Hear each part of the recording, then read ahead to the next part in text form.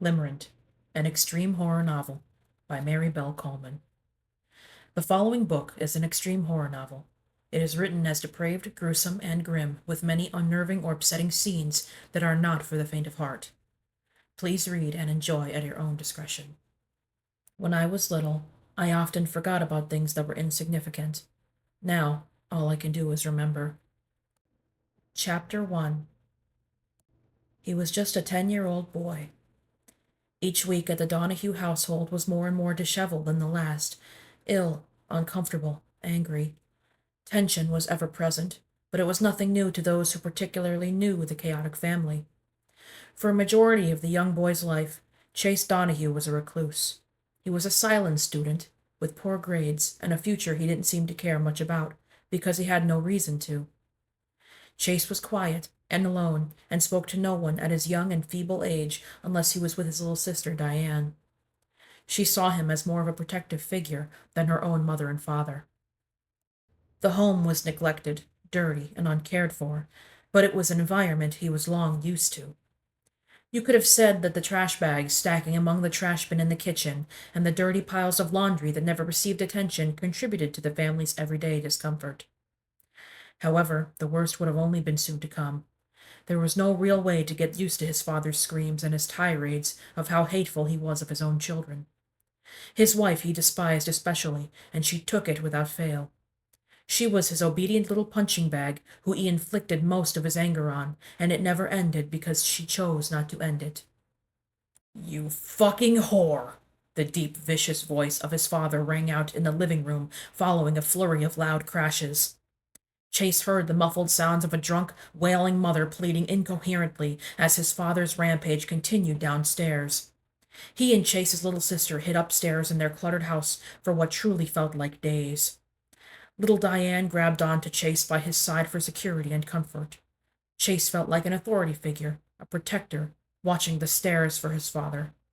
The screaming, the pleading, the shouting, and the rage polluted the house. "Please," the slurred, drunk woman mumbled to the angry man. Chase and Diane could see nothing and had to fill in the blanks themselves. Was he murdering Mom? Chase thought to himself in unfathomable dread. "I'm sorry," the wife croaked, and then violently coughed. "You're sorry for what? Hanging out with that piece of shit slob down the street? What the fuck was the reason for this, you dumb fucking bitch?" his father roared. Another smash was heard. "Please stop." A smack was heard, then another, then another. Crying amplified from the kitchen, and it grew louder at each passing second. The two young children listened, and they cried helplessly as they eavesdropped in Chase's room. Diane held Chase's hand, her right palm quivering. "Fuck you! Please, stop! I'm sorry!" There was a pause. Chase could sense the man downstairs pacing left and right, kicking things around as he did so. "Chase?" Diane whimpered, her face digging into his underarm. "I'm scared." Chase took a breath and focused on it, like a clown performing an act, blowing hot air into a pressure balloon. His lungs felt ready to burst. "I know." The two terrified children slowly inched away from the boy's bedroom so as not to make a sound. Chase sat down on the top staircase with his little sister, just above the two disheveled parents, unaware of their peering eyes. Chase watched his father continue to pace and pace, his hands shaking violently and red. They watched their father slam his wrist into the baseboard of a bookshelf, indenting it. Blood smeared onto the area of impact. Chase was now certain he was doing it to himself. He couldn't have understood just how his father was unfazed of his self-inflicted injuries. He undermined the strength of adrenaline. "Where is—" the mother's voice struggled to push out, as it sounded guttural and wet. "Shut the fuck up," their father screamed. "How about I treat you like how you treat me, bitch?" There were multiple slams and shouts continuing on without silence, and it was followed by disgusting gurgles and gags. The sound of spitting echoed, emptying their mother's throat of whiskey. They could quickly tell that the nasty, soggy sounds were coming from their mother. "I'm scared of Daddy," Diane whimpered. Chase listened and listened, and after stepping down onto a few stairs, Chase gathered a better picture ahead of him. "Stay there," Chase whistled to Diane as she sat crookedly at the top. "Don't leave me," she whispered. His father's body hovered over the woman as she lay on her stomach, defeated. An unpleasant puddle of thick, liquefied dinner sat beside his mother, all while still trickling from her lips. The enraged monster punched her square in the jaw, and Chase saw a tooth pop from her mouth. It rested in the putrid puddle. "You aren't leaving this fucking house, you understand me?" He barked at the half-conscious bag of flesh that grew unresponsive to his bitter shouts. "I said, do you fucking understand me?" Another violent kick to the stomach forced the drunk mother to shift to her back. She weeped out to the man while in excruciating pain, trying everything fathomable to push out a simple yes. Another kick. She coughed up more acidic drool. "Yes," she cried. "Brain-dead fucking whore!" he yelled as he kicked her a final time, and then left the body alone to bathe in its own bile. A pause. Chase's enraged father's eyes shifted to his son from where he stood. He had witnessed everything. His hands peered from the staircase but quickly disappeared from view as the young boy bolted upstairs. Fear struck the boy like a distressed deer in headlights. Chase grabbed onto his sister by the arm, and they raced into the upstairs hallway, away from the tsunami of rage that was awaiting them. "What happened to Mommy?" Diane squeaked. "Come on, go to your room, hurry," he replied.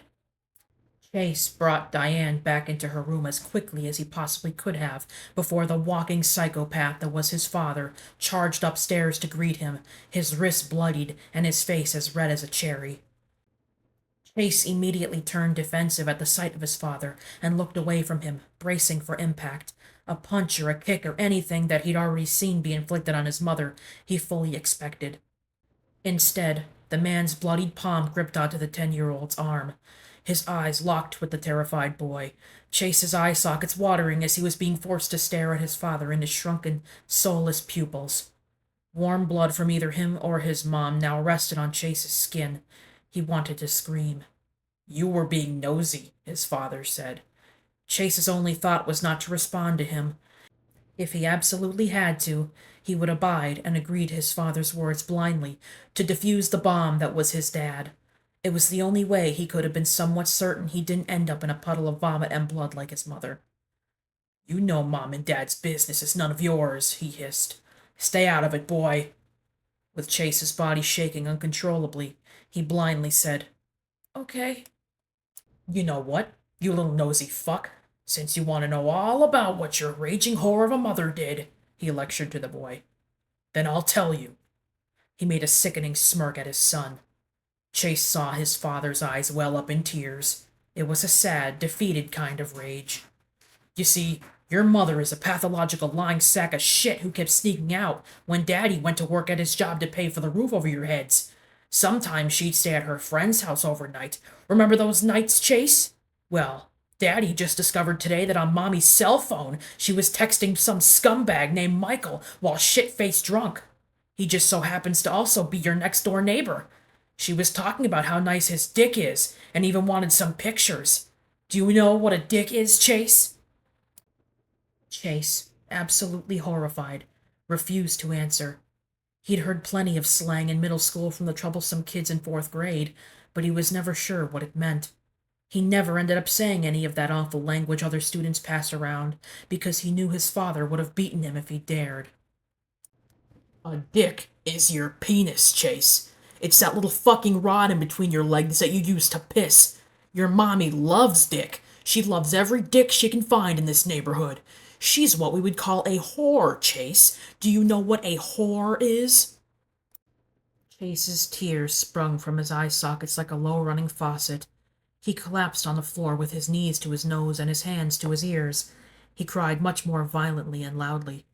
"Stop, please," he begged to the 6'1" man that towered over him. Without a care in his father's black heart, he grabbed onto the boy's neck and strung him against the wall with a massive hand, and an obnoxious cry of pain howled throughout the hallway. Diane's sobs turned into inconsolable screams as she watched her brother get assaulted by the man who once swore to protect them both. "Shut the fuck up," his father shouted at the 6-year-old child. Her tears continued to flow, but her screams toned down from pure, inconsolable fear. "Let me tell you one more thing, little fucker," he growled. watching the tears roll from Chase's innocent little eyes, not giving a singular shit about it. People outside are nosy pieces of shit, too, and when they get nosy, they call the pigs. If the pigs show up here, you and your sister will not say a fucking thing to them. Do you understand me? Chase nodded, his lips sucked into his teeth. Because if you slip a word to any of those fucking cops, I will tear the spines out of each of your neck holes and shove them up your asses. Yes, sir, he muttered. Chase's father angrily stormed out of the hallway and raced for the front door. He slammed it loudly as he made his way out of the house. You can hear the dangling hinges from the impact. This was, after all, the second front door they had replaced in 3 years. Mom? Chase's shriveled, weak voice murmured as he stepped down from the staircase to their bedrooms. He watched his mother lay asleep in her own vomit, her frame a battered mess of its former self. Droplets of blood swam within her cold stomach acid. Mom! Mom! Chase? The tiny, soft voice of his little sister approached him as he lay in his twin-sized wooden bed the following night, with a thick race-car blanket covering his thin, shivering body. Diane couldn't see within the bedroom but refrained from turning on the lights. Chase was curled up in his bed, quietly sobbing. In his mind, he shamed himself for not being used to what he had seen so often already. He blamed it on his weakness. He hated being weak. Daddy's gone. Mommy went to bed, Diane whispered as she adjusted herself onto his mattress, squeezing onto the frame of the bed and hiding herself in his blanket. She gave him a hug as he lay still. Do you want to play something? She muttered. I can't sleep. It took a few moments for him to reply, his voice strained.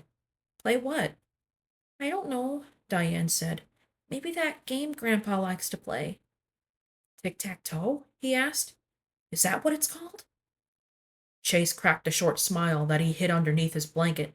He turned himself around and hugged his little sister, and the stormy cloud above his head was ever so slowly beginning to fade. Slowly, but surely. The two stayed up throughout the night, scribbling on papers as they played. They'd flipped on Chase's car-shaped end-table lamp to lighten up the room as they did so. Chase was almost able to forget about what happened to his mom.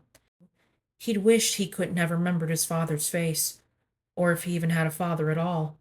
I won again, Diane cheered while hopping clumsily on the mattress by her pajama bottoms, the bed squeaking abhorrently. Chase's eyes shrunk as he hurriedly grabbed onto the girl's wrist. Shh, he whispered, gazing at the door beside the bed. He was hoping not to wake up their mother, who had definitely needed the rest. Sorry, she replied, but I still won. Yeah, Chase said weakly. Big whoop. I beat you twice before. Nuh-uh. Yeah, he replied. I don't want to go back to bed, Diane whined. I can't. Her voice shifted uncomfortably again, reminding herself of the day they endured. Can I go to bed with you, Chase? Without a second thought, he approved and scooted over to allow for more room. Being alone was painful. He felt it for as long as he could remember, and there were no friends of his to reassure him that he was worthy of anyone's time. As a young child, Diane was his only friend. The two fell asleep in the same bed that night. That was in a past life.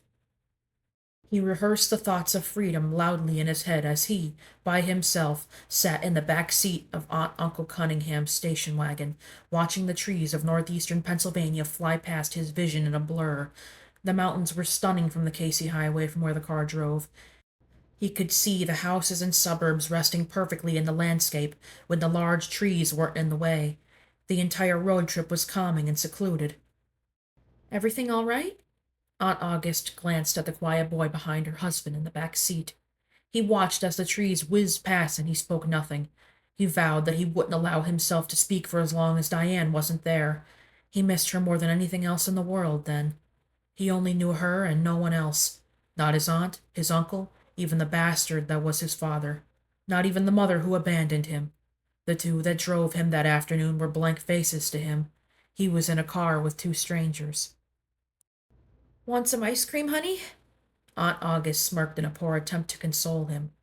We can go to Manning's and get you some pumpkin spice ice cream. I know how much you like pumpkin.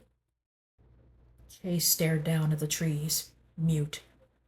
I'm sorry, Chase, August's soft voice said to him. I'm so sorry. About Diane. About everything. She tried to ease him. Tears immediately erupted from the boy's eyes at the sound of Diane's name. His heart felt as if it had shattered all over again, for each and every time it was mentioned. His mother was only the topping on the shit cake that turned him from a grave protector into a sad, frantic crybaby. He was now pulling droplets from his eyes, and he uncontrollably sobbed in front of his new adoptive parents. He had no words left to say to them. Honey. Aunt August reached from the front passenger seat and gently placed her hand onto his knee, patting him. He pushed her hand away as he sobbed onwards. Feeling sad and rejected, she sat correctly in her seat again. Og, it's going to take time, Eric sighed, as the cries of the boy in the back seat amplified. It was painful to listen to his youthful wails of despair, and worse yet, there was nothing anyone could do. I'm going to contact someone, August said to her husband. I'll contact a therapist. I'll find one for him.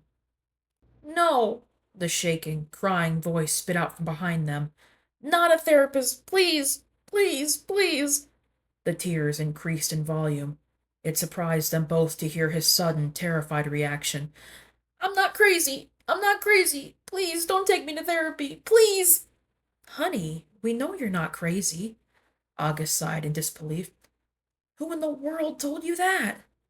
He coughed up as mucus overwhelmed his throat, then sniffled loudly. He couldn't breathe from his nose. Dad told me, he muttered, fearfully. Please don't take me to therapy. Please, Auntie, please. Honey, therapy is not for crazy people. How could your father say that? Honey, just let it go.